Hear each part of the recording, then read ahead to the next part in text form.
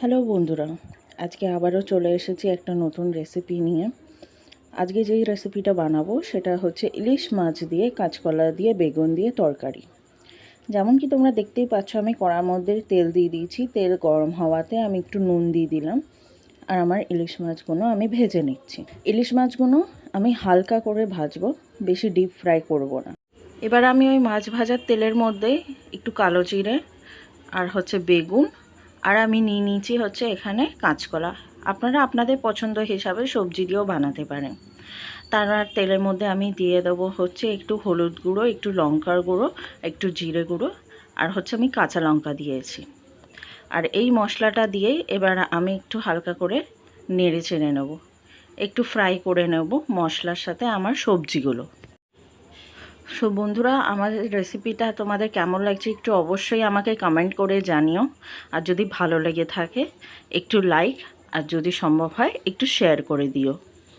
আমি পিওর বাঙালি বাড়ির যেই রান্নাটা হয় আমি সেই রকমই রান্না আমি করছি। আমি বেশি ফিল্টারাইজ করতে ভালোবাসি না, আমি নর্মাল রাখতে ভালোবাসি।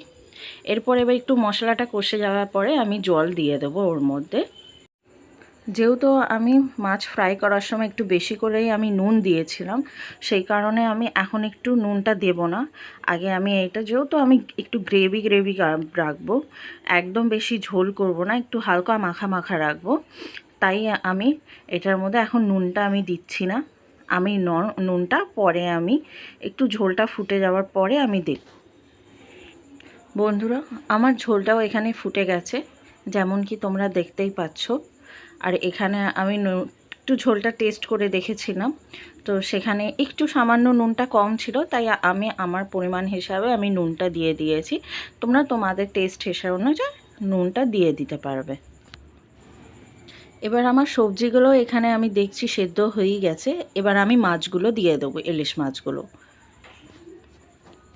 দেওয়ার পরে আমি একটুখানি এটাকে নেড়ে চেড়ে নেবো। দিয়ে আমি মাছটা দেওয়ার পরে একটুখানি ঝোলটাকে আমি ফুটতে দেব, যাতে যে মাছের যে ফ্লেভারটা সেই ফ্লেভারটা আমাদের ঝোলের মধ্যে যাতে চলে আসে।